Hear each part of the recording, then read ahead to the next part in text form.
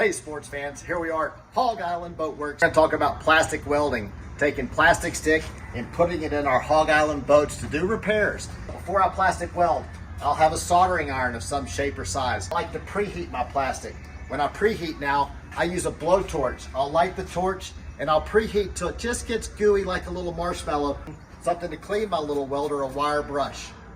All right, this is what it's going to look like preheating the plastic. I'll make it simple. I call it, getting it gooey like a marshmallow. You don't want to burn it. It'll carbonize. You just want to get it gooey so you're able to bond it. And I'm just going to cook it really quick. There's no rewards for going slow, I don't think, here. You just don't want to burn it. If it catches fire, you blow it out. You'll see it starting to get slick and oily on the top. It's melting. I like where it is now. See, now it folds over like a marshmallow. I don't want to eat it.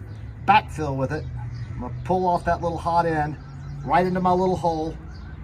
And there it is, I'm smearing it in. Once I get it to that point, I'll use something flat. This could be a paint scraper, something flat like this. I'll hold it. And I'm really getting her to bond. Come back, clean my tip for a second. Here I am, coming back on it.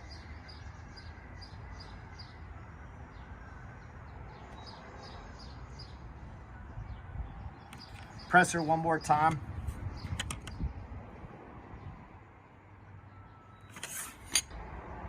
Now we'll let her cool just a little bit. I could sand that little edge out right there that's a little bit discolored. That's where the marshmallow cooked just a little much. And I'm being really careful now to feather in the edges. If I feather in the edges right here on the outside, when the plastic's contracting and expanding, it'll do it together. If you don't feather in these edges on the outside right there, then the plastic will lift.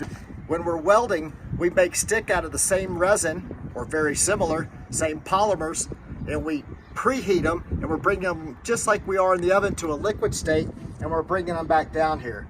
That's how polyethylene bonds. It gets hot to a certain degree, say 450, 500 degrees, and then it's able to bond to make a permanent bond. It's been our saving grace for the last 21 years with our boats.